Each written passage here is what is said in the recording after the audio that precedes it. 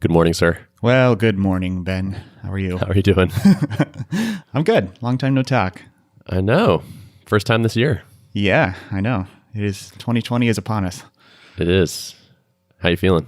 I'm feeling pretty good right now, actually. So I just got back from a 5-day trip up to the North Shore, spent some time in the cabin, got some good thinking time in, some good time away from work. And yeah, I'm proud of myself for showing some restraint. At least the last couple of days, I really didn't touch the laptop at all. So feeling accomplished Nice. about that.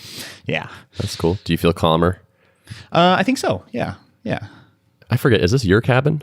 No, it's one that I've been to now probably 5 times that we just found through a vacation rental thing. And it's just it feels like our home away from home up here because it's just such a nice place to And then when you don't need it, it disappears. Exactly. Yeah. Yeah. That's cool. I was telling you before the call, I didn't have any coffee yesterday, and I haven't had any today. You tyrant. I want to hear I know. what is causing you to make such a decision. So first off, it's not exactly a decision yet. I'm just kind of experimenting with it and seeing how it works. Yeah.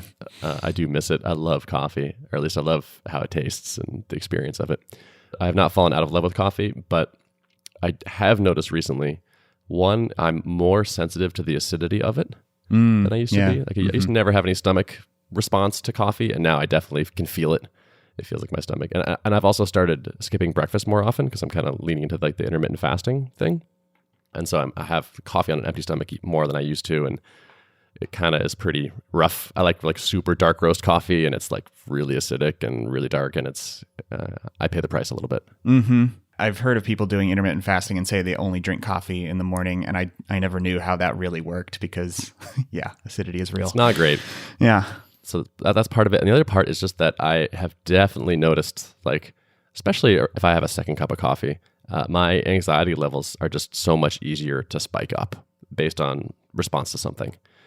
It's happened enough times and I can totally see the trend. It makes me more likely to actually get anxious about a thing that I experience, I think. And I just have this sense of why am I so rushed and upset about this thing? And I'm like, oh yeah, because I did this drug that makes that way more likely. Mm-hmm. Mm-hmm. I have actually maintained my sensitivity to caffeine, which I feel like is a good thing. I know a lot of people who probably have some degree of caffeine dependency where they have to drink 5 cups in order for it to have any effect. And while I was up at the cabin, I was just brewing pour over coffee all day long. And I reached one point, I was just sitting there sipping coffee and sitting by the fire and realized I just crested over the edge and I just started tremoring and so I haven't really scienced it too much, but definitely having one cappuccino in the morning, and I don't brew them extremely strong, and then trying not to do multiple cups is good for me. Because otherwise, yeah, I do start to notice I'm more on edge about everything, and it's no good. Yeah, and it makes me sad because I really love everything else about it. And so maybe I'll try to figure out what the variables I can tweak are to come up with a happy medium. But for now, I've been trying to do black tea instead, and we'll see because it has less caffeine and is less acidic, but still not zero caffeine. And I don't like it as much. Yeah, unfortunately, I'm not excited to make a cup of tea. I'm very excited to make a cup of coffee. We are very American, and alas, we are not British. Yeah, so we'll see. I think this kind of, in a sense, has all the hallmarks of a thing that will stop. It's not a clear goal. I don't have accountability. Blah blah blah. So. I suspect it won't last forever, but I'm trying it. We'll see how it goes. Yeah, yeah. Good to experiment. Yeah, why not? So 2020 is here. Things are happening. One of my goals for today is to get a survey out to our customers to sort of get their thoughts on big next features, roadmap stuff for the coming year. We spent a lot of time yesterday talking about potential things to do, big picture items, and I want to get the voice of the customers in there too, because we have our own thoughts, but kind of who cares in a certain sense. So yeah, we're actually going away next week. So we have we're going to go skiing together, Tuple ski trip. So we're going to have a lot of time to talk about stuff. So I want to have some data in hand and that will sort of guide the discussions going forward. Yeah. That's cool. Have you considered employing a deliberate jobs to be done type of framework for Tuple product roadmap stuff? Not really, no. Yeah. What would that look like?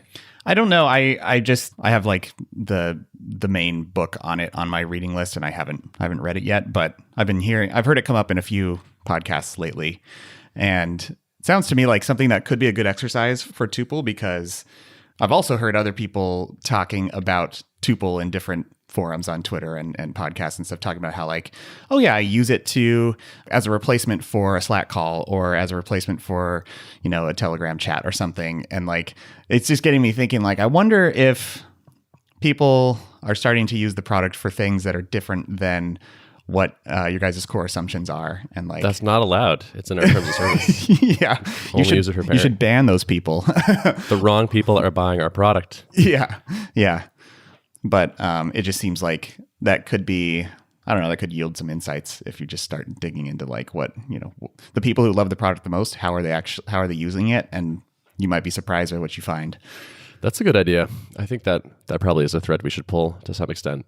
I'm wary of that because like to me, the niching and the positioning helps us in a lot of ways.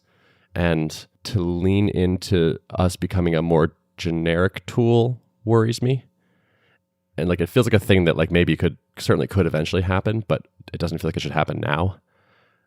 But I mean, hearing about it from customers would be fine. Like, it doesn't mean we have to adopt that. But it might be, you're right. There's probably some interesting reality out there that we're not aware of. Right. That's a careful balance, right? In product development, it's like, how closely do you align to your current positioning and your vision for where to take it? And how much do you listen to kind of solve from the other direction? And like, how are people using it, and what's attracting people to it, and how do they hope to see it expanded? And like, when the two diverge, what do you do? And I don't know. That's like, there's not a correct answer to that. It's pretty interesting. Yeah, that's where you make the big bucks. Exactly. Yep. Making good decisions. Mm-hmm. Yeah. So I sort of know what jobs to be done is and means, but like only by like osmosis from hearing other people talk about it. Yeah. At the core, it's like, there's that kind of famous video of the dude. I should get his name. What's his name? Clay Christensen. Yeah, Clay Christensen, right? Talking about the milkshake, right? And like figuring out like he can tell much better than I can. There's a video out there about it. But basically the gist is that they did this exercise of trying to figure out how to boost milkshake sales for McDonald's or someone like that. And they were like trying to figure out, should we make it sweeter? Should we make it less sweet? Should we make it thicker? Like what properties should we change about it? And just asking people, what things would you like to see done differently with the milkshake? They took that kind of feedback in and started tweaking it, and it didn't have any impact on sales until they started observing like what's causing people to buy milkshakes and who are the people who are the most frequent customers of them. And they found that like, oh, they're buying it in the morning before 8 a.m. And so then they just started standing at a door and asking people like, why are you buying milkshake right now? What job are you hiring this milkshake to do for you? At first, people were kind of confused, didn't know how to really answer the question, but then they started teasing out insights. Like people are saying, well, I'm on my commute and I want to have something that I can just sip on that'll last a long time and will fill me up. They kind of unearthed some insights about like, okay, the people are using this to be satiated and just to have something to do. And like, they could hire a Snickers bar to do this or a donut to do this, but donuts are messy and Snickers bars are, you feel like you're eating candy, right? It's positioned as candy and not like a snack or something. And so they unearthed a bunch of insights just by like kind of reframing the question a little bit differently. Totally. Side note, this makes me kind of sad for people. I know. Yeah. I was reading this and I was like, oh, they had quotes from customers and they're like, I really don't care what's in this thing. It's just making me feel full through the morning. And I'm like, oh, you're drinking ice cream. This is terrible. It is crazy. But yeah. Okay. Yeah. Well, maybe I'll do some research on like jobs to be done style questions and see if I can get a couple of them in there. Yeah. That might be a good way to do it. Be interesting. Mm-hmm. I've never run a survey to customers and not found it interesting. It's like the data you get back is just like, I find so fascinating. I'm having fun doing sales lately. Are you? Nice. Yeah. I'm kind of enjoying it. It's interesting. I'm starting to appreciate it as its own skill set. It's like I'm starting to get a little bit better at it. And I've been going into it, a lot of these conversations with a mindset. And I'll actually explicitly say to people like, I'm pretty new to this. I'm like a developer turned someone doing this. Could you just tell me how this usually works? Like, what do most people do with you, and how does it like? What's normally involved? And just like treating it almost like a research thing, and like a sales process as kind of like an afterthought in a certain sense. that has been helpful. Like people have been like responded well to that. And just been like, we usually do deals about this size for the first one, and we usually prefer when it looks like this, and these kind of terms happen. Like it usually takes this long in legal, and just kind of getting a sense of how these things happen has been really useful. And I'm starting to learn like some tactics that kind of work. I'm starting to like speak about things in a way that makes sense to people, and like that they're like expecting it, which is nice. Yeah. I imagine that lends you a certain amount of authenticity too, and kind of puts everyone at ease when you're like, all right, I'm not coming in here as a savvy operator, like ready to manipulate you. I'm genuinely like, I'm a developer, I'm a nerd. Here we are in a sales type arrangement. And like, how do you think I should do this? Totally.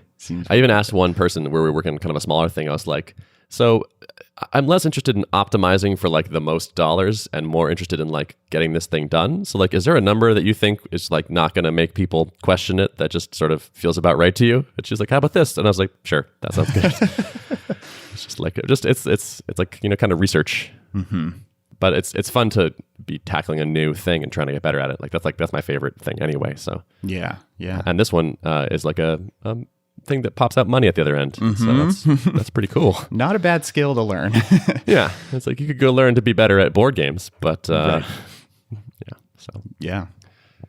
But it's funny to see people talking to me like a salesperson. Like this guy the other day said, we were negotiating and he like came back with like a lower number. And he said, if we do this, I can get you a PO this week so you can book it towards this year's numbers. You know, you want to have a good Q4. That's right. And I was like, oh man, that is so not motivating. If only you knew how little motivation that gave me. That's hilarious. Yeah, that's great. But I gave it to him anyway because, you know, like I'm trying to get the thing done, you know? Right. There is a optimization of time versus money. I don't know, Ben, pretty soon you're going to have like a case of Red Bull. You're going to have a bell you're going to ring every time you get a sale. I do need a bell and Red Bull. I need both those things. You need a little bullpen of one just right next to your product people, right next to your coders, definitely. You know? Yeah. What are some other jerky sales guy metaphors that we can, or things that I can pull in here? Cliches. Suspenders? I don't know. Yeah. It's like in the 80s now. Yeah. Wolf of Wall Street or something. Tyler Tringa said this to me at one point. He was saying, I wonder if despite your intention to sort of go self-serve and like that kind of market, like you'll just find there's too much revenue in the enterprise stuff to not focus on that.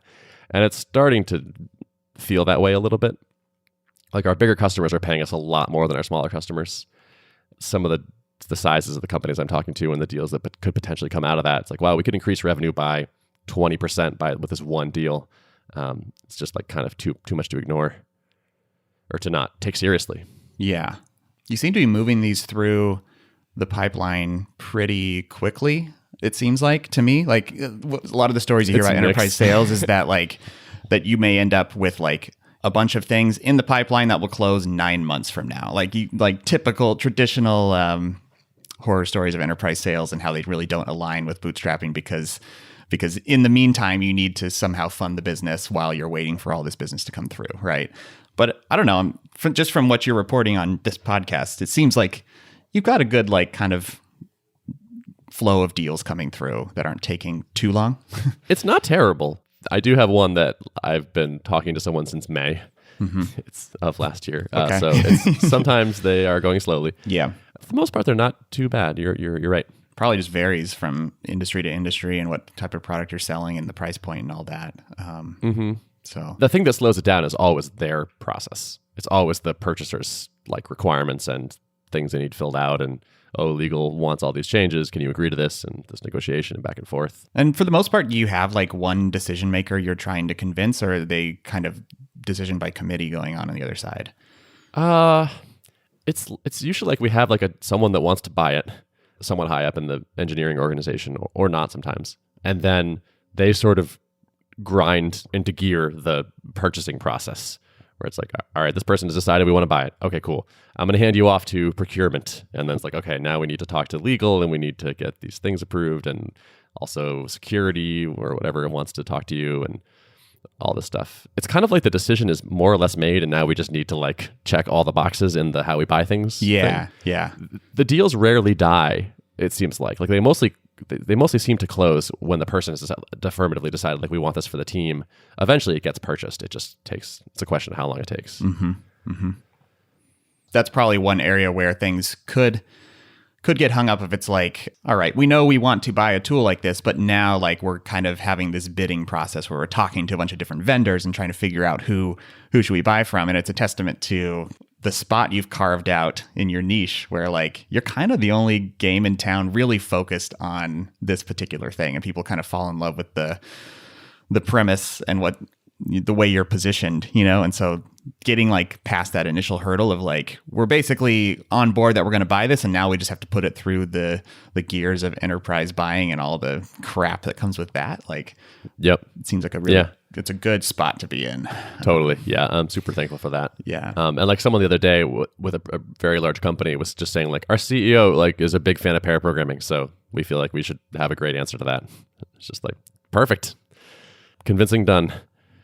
And the bottom up thing is also working pretty well, where it's like a lot of the leads that I'm talking to started and like they'll do a trial and they'll try for a while and then often they'll cancel and then reach out and be like, hey, we tried it, we liked it, we want to buy it. I'm going to introduce you to whoever who handles buying stuff. Yeah. Yeah. So the trial is kind of working in that sense. Sometimes it seems like these big companies, even if they have annoying purchasing processes, you can get you can just, if you're not actually buying it, you can just use it without permission, it seems like. Yeah. How long has your trial been going now? The free trial? How long have we had trials? A few months now. Okay. Do you feel like you're seeing results of that yet, or too soon to kind of judge the success? It seems like we're growing a little faster than before the trials. And like the month after we implemented it and emailed everyone, like we had a huge month because there was like this pent up demand, I think, for a trial that wasn't there. Other than that, it seems like we're kind of growing at roughly the same rate. So it's not 100% clear to me that it's like a total win from a how much do we grow each month question, but it does seem to have increased like other things like this like larger deal flow where like getting money to pay for a trial is not a thing. But if you've tried it and then you like it, and there is a process for buying it. Yeah, yeah. Planting the bottom-up seeds, essentially. Like, and I wouldn't expect you to necessarily see like an instantaneous, like now that the free trial is out, now suddenly that has completely changed the growth trajectory or something. Like I think that's kind of a longer-term play, right? Of getting people who are not ready to buy yet, but further back in the process now, getting to get their hands on it and play with it and totally. Yeah. And it feels like the sort of word of mouth has picked up too. More people can touch it and try it and get exposed to it.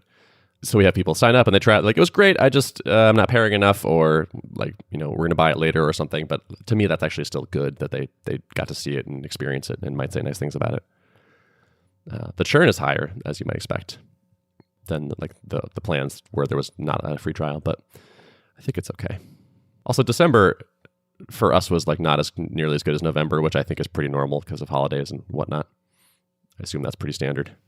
Pretty standard in my experience. Yep. Yeah. Okay. Well, I won't freak out then. No, don't freak out. And not just because I have no coffee anxiety. Right. I'm just now a calm monk. You're so chill. So chill. Look at me. I know.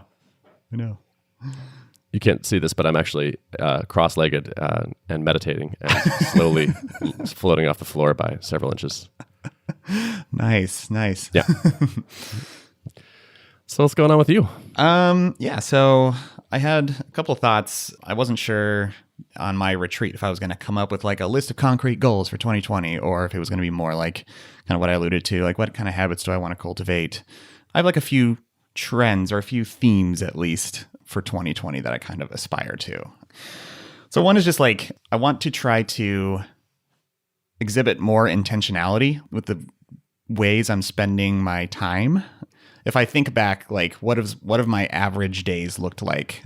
There's still been, even though I don't want it to be this way, there's still been a lot of like thrashing about a bit, like focus deeply on something, and then, my dopamine addiction to Twitter just pulls me away and I start looking at something, and then there I am again in a uncontrolled medium where maybe I'm going to just dip my toe in a little bit to get a little bit of dopamine, and then before I know it, like I've seen something that causes me to be stressed or causes me to feel something that like I ideally would not have allowed into my, mental state as I'm trying to forge on through the day, right? Totally. I've probably mentioned this in years past of like a constant thing that I want to try to refine. But here I am again, another year upon me. And still wanting to get better at this. And so I don't know exactly what it looks like. The last couple of days I have been like actually blocking Twitter on my computer, and I've taken it off my phone again because I want it to just become another thing, like sort of like checking email or sort of like checking Slack. Like those things I've been better at cordoning off and saying like, I will only check this a few times during the day, and it's not something I'm trying to look forward to necessarily. It's just something to do as a matter of just regular business activities, right? Twitter is so tricky for me, and I think you're probably in the same boat, where it's like, it's both a social thing, a thing I enjoy, and also like a heavy part of like marketing and industry news, like keeping up with what's happening, right?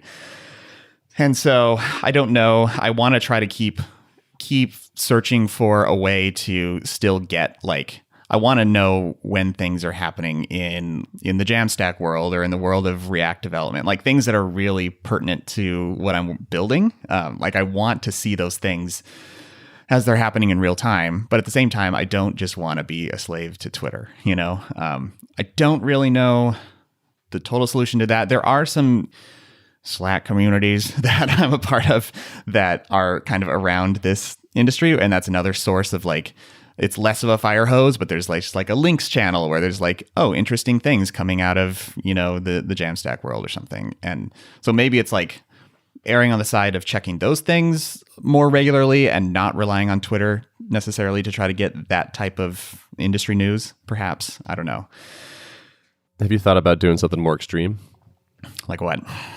Like giving your password to someone and like getting locked out of your account for most of the time. I haven't considered that particularly. I think with the like the self-control app and taking it off the phone, like I think I can keep myself blocked out of it adequately, but I still need to find that suitable replacement so that I can get the information that I want to get. You know what I mean? Interesting. Are you sure there's that much good information that you need? Like that it needs to happen that fast, or probably not. No, it doesn't need to happen that fast. I'm trying to think of like how can I maybe check Twitter once a week or something, you know? And right. Maybe that is fast enough, but maybe there will be a lot of stuff missed too. I don't know. I'd be surprised if like a couple days here or there ever really made a difference. Yeah. Probably wouldn't. There's probably some like Jamstack newsletter kind of thing that you could subscribe to. Yeah, I'm on a few of those. Or you could even appoint a monitor and be like, hey, if anything really important happens, let me know. Yeah. Text me. Yeah. I've been toying with this idea of locking myself out more of things. So like I actually set a screen time thing up on my phone to like limit myself on Twitter and things like that. And then I like had Joel set a password that I didn't know on it. But there's just this override thing in iOS. It's just like, no, don't block it. And it's like, yeah, well, this is stupid. Like if I had enough self-control to just not click the override button, then I wouldn't need the screen time in the first place. This is completely useless. Yeah. All they're adding is one extra hurdle, which I'm sure does. I mean, it probably limits. It works for some people, like to not press the. Are you sure you want to violate the contract you set with yourself? You know. Yeah, exactly. And I'm like, yes, I do. I want Twitter. Give it to me. Yeah. So that did not work.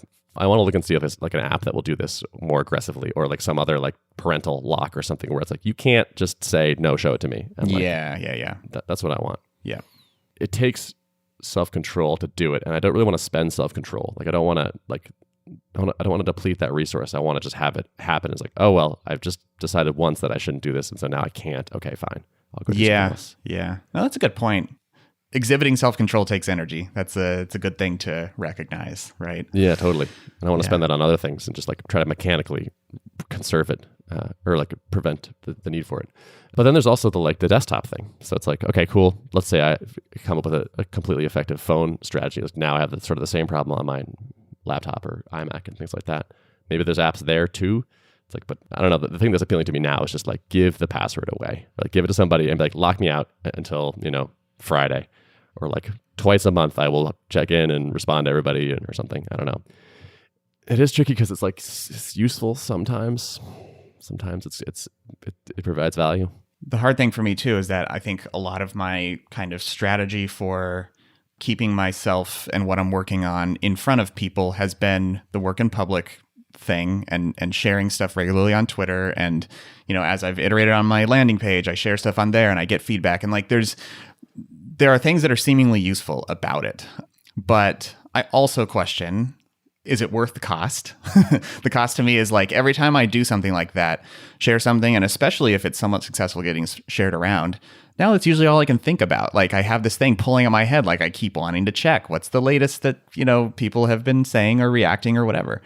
Yep. And I just don't know if it's worth it. Totally. And if you had spent the time on that tweet instead, like writing an email to everyone on your mailing list, like maybe that would have been better. Yeah. Writing an email, composing a content pillar that will continue to drive SEO and traffic and all that kind of stuff. A lot of Twitter still is vanity. Like there's just, you share something and you get 40 likes, and like probably a good chunk of those are just people who like you and like what you put out and are just hitting a button, but it doesn't really actually mean that much. And I think it produces a false sense of like, it's just another false signal in the sense false sense of like. Yeah, a false sense of like. Exactly. Exactly. Many a business has been built without a strong Twitter presence. So yeah, I'm kind of questioning the whole model. And I think I think it will leave a bit of a vacuum in my strategy. So if I'm trying to de-Twitterify my kind of marketing flywheels, like what other things am I putting in their place? And so that's giving me a lot of things to think about on, if I'm all this time that I'm going to get back, if I'm not spending it on Twitter, where can I invest that in a more, hopefully a more high leverage way? I think you can. Yeah, I think you can. Especially if you say like, okay, my limit is like, I don't know, once a week or something, I'll go on there and like have a really excellent tweet thread or promotional thing ready to already written. And then you just like, you treat it as a medium you're posting into. That sounds like you could still get a lot of the benefit without the negatives. Like this morning, the thing that gets me is it's not just that it's distracting, which it is, but it's also, despite my best efforts, I can't make it not stressful because they keep inserting controversial things into my timeline. So it's like I always unfollow people that like tweet negative things or things that like are just gonna like work me up or something. And then like Twitter's just like, oh, guess what? Here's this controversial tweet. It's like, God damn, I'm trying to avoid this and they won't let me. Like, yeah, but we know you'll click on this. I know. The putting things that a friend of yours has liked or a friend of yours has liked or retweeted. It's like, damn it. Yeah, that kind of ruins it for me too, because like friends of like love doing, like I have friends that are really activists in certain ways or like really care about certain things. It's like I can't have the things you care about also in here too, because I don't want that. Yeah. A long time ago, I unfollowed DHH. Still really like the guy. I think he's got some interesting insights, but he's just too much of a shit kicker for me. I just can't. I can't like get worked up all the time about all the causes, right? Exactly. And yet his stuff just continually flows into my timeline because the algorithm thinks that I would like it. And it's like, yes, I mean, yeah, I'm interested in some of this stuff, but I don't need it all the time. So totally. And I think we need a better strategy. For me, I have this like tick of just like, oh, like I run into a tiny roadblock. Let me look at Twitter real quick. Yeah, me too. Same thing. And it's like every time my brain is slightly challenged, like, oh, I don't know what to write here. I don't know what to say here. I don't know how to make this decision. It's just like, maybe I'll just look at Twitter for a minute and then come back to this. And it's like, that never helps. It never gets better. Yeah. Yeah. And that's probably like thing number one that I'm really trying to kick is that same impulse. I block a bunch of stuff in my hosts file when I'm doing it right. And I have like a command that will just like copy in this host file that like blocks all the things that I look at. And that is useful. But then eventually I'm always like, oh, well, I do actually need to go check Twitter for this thing. I need to like, and then it's like, okay, so I commented out. It's like, oh, now I'm back on the train. Yep. I saw Kitsa released a like write-only Twitter client. Oh yeah, you know what I'm talking about? I've seen it. I haven't checked it out, but yeah, I kind of. It was like no timeline. It was like you get your mentions, I think, and DMs maybe, and you can tweet stuff, but you can't actually see a timeline, which sounds actually like what I want. Yeah. I've seen people do this too, where they like unfollow everybody. And so it's just, so if they want to read something, they just have to browse to the profile to look at recent stuff. Oh, that's interesting. Yeah. I might try that. Mm-hmm. That sounds like a good trick. Although I feel like surely the algorithm will just be like, oh, here's 40 tweets that we found. Right. Yeah. They're the most controversial ones. Yeah. Enjoy. Yeah. Yeah, I've had some accounts that don't follow anything, just random like business accounts and stuff, and Twitter really doesn't like that. They really want you to follow people. Yeah, I bet. Yeah. All right. Well, let's keep talking about this. Yeah, I think it's... And make no changes in our lives.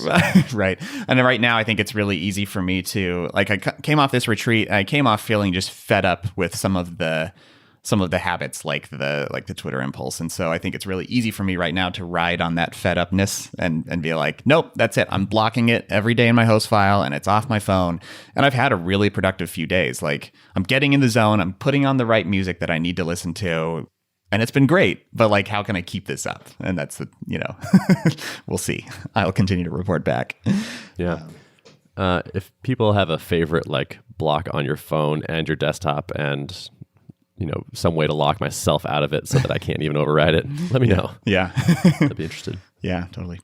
And then one more thing, I'm not going to talk too many details at this point, but up at the cabin, I just had a lot of just kind of free time to let my mind wander. And I think I unlocked something product-wise that I'm feeling really good about, and that I'm kind of furiously implementing right now. And whoa, nice. Yeah. Are you in the madness? I am in the madness, yeah. I think I talked about how I was trying to do deliberate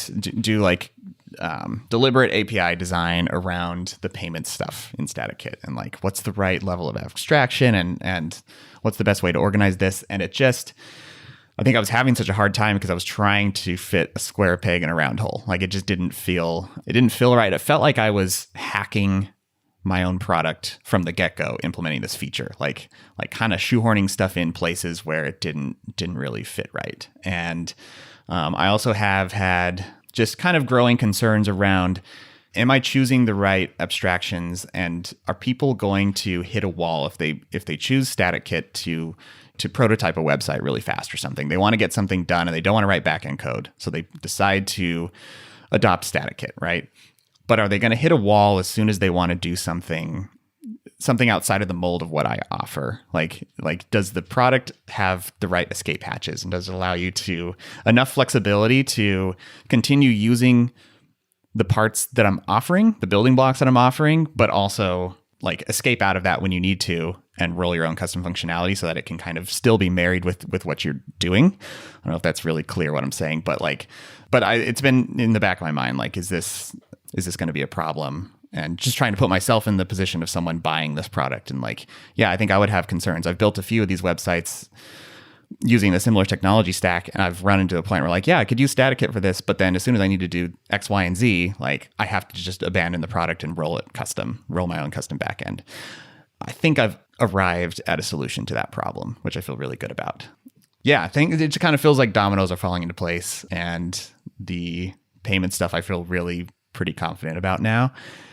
And so I can't wait to kind of hopefully release some of this stuff in January and start talking more details. But nice. I'm psyched to hear what you're doing. Yeah. So cool. Well, congrats on a successful retreat. Oh, thank you. Yeah. And it's just so funny. Like, it's these kinds of insights that you can't, I still don't know if I don't think there is like a methodology for arriving at some of these insights. Like, they just come to you, and all I could do is give space for it to happen, which is frustrating because I want a scalable, repeatable strategy for coming up with these good insights. But like, you can't. I don't think so either. There again is the value of kind of stepping away. It only happened after I stepped away from the laptop. I stopped looking at screens.